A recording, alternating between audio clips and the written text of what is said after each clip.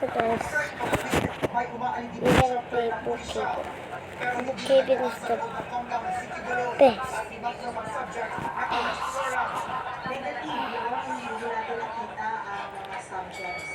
I have 120 of friends.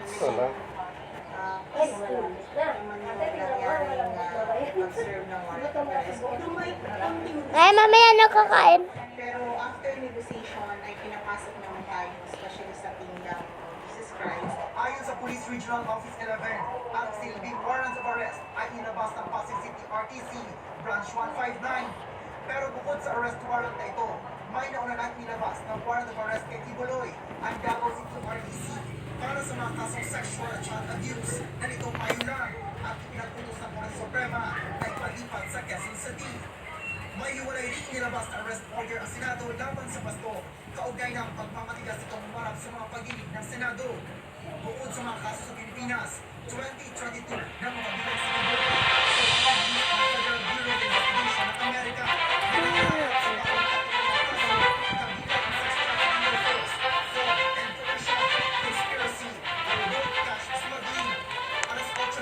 Uy, ano ganitong shot?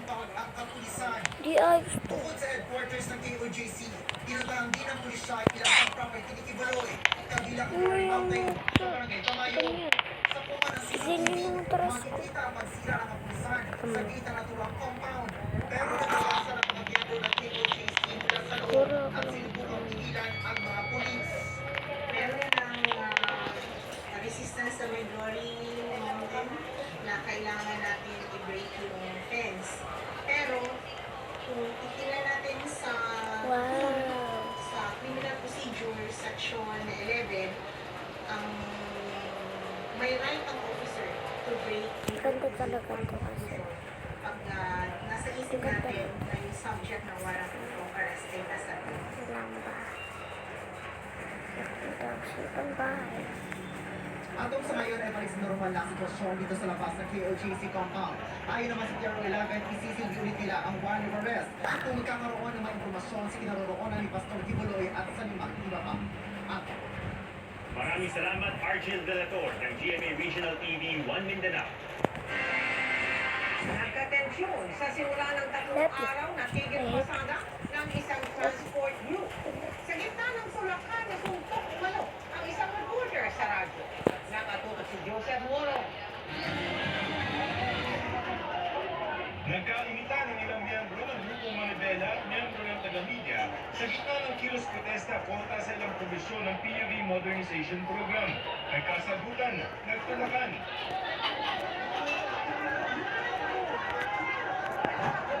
Hinatak ng kanyang driver ang radio reporter na si Val Gonzales. At nabagita naman ang ilang malamig ng ulo. May sumusuntok dito. May sumusuntok sa akin dito. Nagagalit sila na nire-report ko yung katotohanan na 30 minuto na nilang hinarang ito. Itong kahabaan na nisabi nyo. Walang sumuntok. Tinulak lang siya. Bakit ka nagsalita sa mga bagsok sa rin? Maligay tayo sa kanan! Ito ang unang araw ng kilos protesta at tigil pasada na ikinasal ng grupo sa Metro Manila at sa ibang probinsya sa bansa. Tutol kasi sila sa consolidation ng mga tradisyonal na jeep kung saan kailangan nila magpalit ng mas mahal na mga modern jeep o minibus. May ilan din galing Pampanga na sumali sa kilos protesta dito sa Metro Manila. Hindi na raw nangangasada sa San Fernando, Pampanga ang mga hindi nag-consolidate dahil sa takot na mahuli. Nanawagan sila sa LTFRB na itigil din ang service contracting program kung saan binibigyan ayuda ang mga nag-modernize ng mga jeep. Kasi kawawa po yung mga driver na hindi sumali. Naharangan ng mga nagwagang miyembro ang daloy ng trapiko sa East Avenue sa Quezon City. Tanghali na mapapasya ng mga sasakyan. Pero ayon sa MMDA, walang epekto sa pampublikong transportasyon. Ang kilos Mamaya nakakain. ng Manibela. Ayon din sa PNP, walang na-stranded ng mga pasahero. Wala naman po tayong nakamonitor ng mga stranded na pasahero. At kung sakali naman po, nakahanda po ang pamahalaan na tumugon para mabawasan po yung pong inconvenience sa ating mga manifest. Sa harap ng opisina ng LTFRB, kinig ng grupo na nagawdaw sa konstitusyon ang inanunsyong panghuhuli sa kanila. Nanay, padalan mo naman ako ng pera. LTFRB, 5 taon dapat ang visa ng nauna ng mga prangkisa. Natututo na rin ng pera siya, no? Nico. Gusto ng grupong manibela Bakit sila biyang gises? registro. Pero hindi na sila sumali sa PUD Modernization Program. Pero ang Ate ko, LTFRB sige. nagpantana ng panguhuli. Itinuturing ng kolor ang mga hindi sumali sa consolidation dahil wala na silang provisional authority para mamasada pa. Pinaplansya ng LTFRB sa LTO at NMDA ang gagawing panguhuli ng mga kolor na jeep ngayong linggo. Pinapatupad lang ho namin yung utos po ng batas na pag hindi ka na po lehitimong operator po, wala ka ng prangkisa at ikaw ay kulong, puhuliin ka na namin. Ang mga hinuhuli lang po namin ay yung mga kulong. Para sa GMA Integrated News, Joseph Morong, nakatutok 24 oras. Mariing kinagala ng Philippine Navy ang pagtitipon-tipon ng mga Chinese militia vessels sa Rosal Reef. Bukod pa yan sa mga namatan din doong mga barko ng China Coast Guard. Nakatutok si Chino Gaston. Itinuturing na isang act of aggression ng Philippine Navy ang walang paalam na pagtitipon ng di bababa sa 32 na Chinese militia vessels sa Rosal o Iroquois Reef na nasa loob ng exclusive economic zone ng Pilipinas. Ano man ang gagawin nila, in the first place, they should not even be there. Dapat wala dyan yung mga tatawag mo dyan, mga agents of aggression ng China. Eh, sila ay pumapasok sa ating exclusive economic zone. Kahit ilang beses umanong niradyohan ng PRP Dato Pagbuaya sa Bureau of Fisheries and Aquatic Resources, hindi sumagot ang mga Chinese fishing militia vessel na nagtitipon-tipon doon. Militia vessels ang turing sa mga nagpapanggap ng mga mangingisda pero nasa kontrol naman ng China Coast Guard. Nakakalat ang mga Chinese vessels sa dagat, hindi gaya ng formation na nakita noong Abril kung saan dikit-dikit habang nakaangka ang mga barko sa Iroquois Reef. Sa taya ng Philippine Coast Guard at BFAR, hindi bababa. 32 ang mga Chinese vessel bukod pa sa mga barko ng Chinese Coast Guard. Hindi pa masabi ng Philippine Coast Guard kung ano ang ginagawa namang ito sa lugar.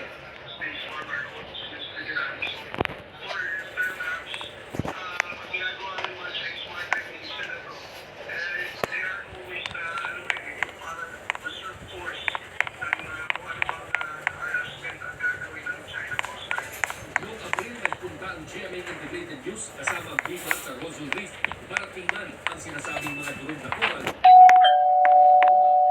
nakita ang halos kulay puti ang mga piraso ng coral sa bahagi ng nililitaw mula sa tubig tuwing low tide. Ang pagkumpulan ng Chinese fishing militia sa Iroquois Reef nangyari ilang araw matapos harasin ng Chinese Coast Guard ang mga marine scientists at PCG na bumisita sa Escoda para tingnan ang environmental damage sa Bahura. Para sa GMA Integrated News, Chino Gaston nakatutok, 24 oras. Lumulog na sa LTFRB ang pasaherong kinahiya as pinababa pa umano ng jeep driver dahil sa kanyang pangangatawan. Tinay kahit siningil na nga siya ng doble. Ang aksyon ng ahensya sa pagtutok ni Oscar Oida.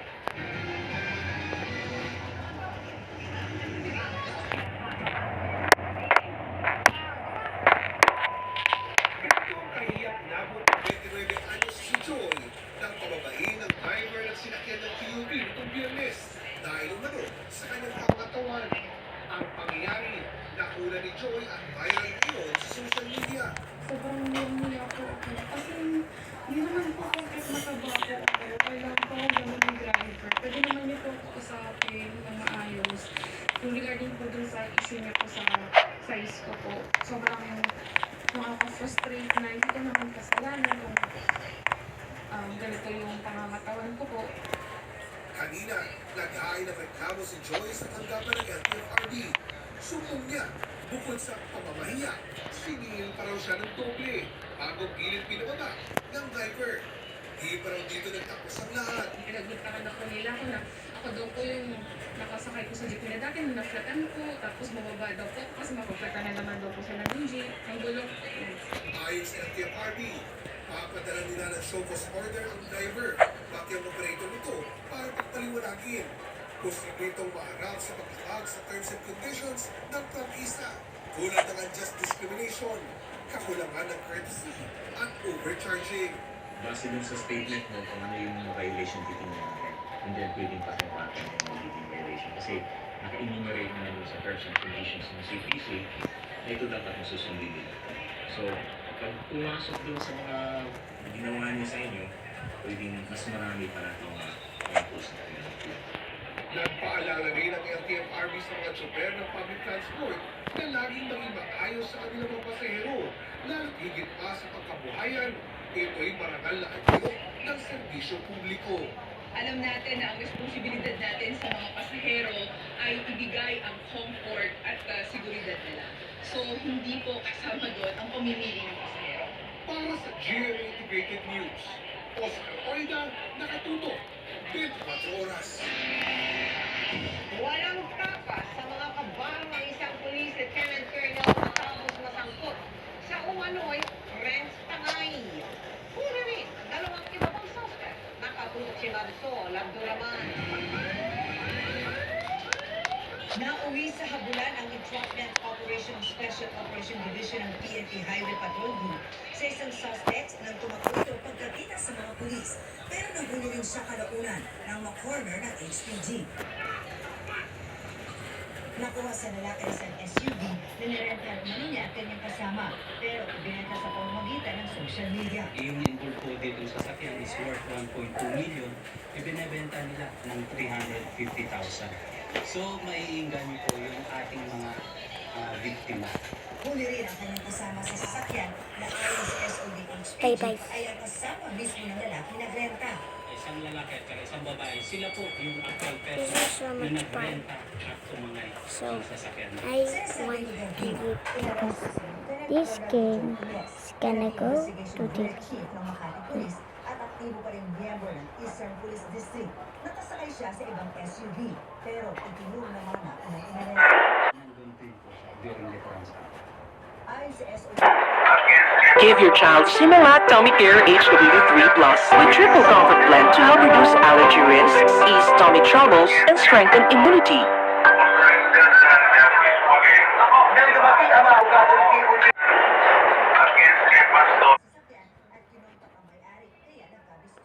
Nalaman ng bayan na hindi ibinebenta ng registered owner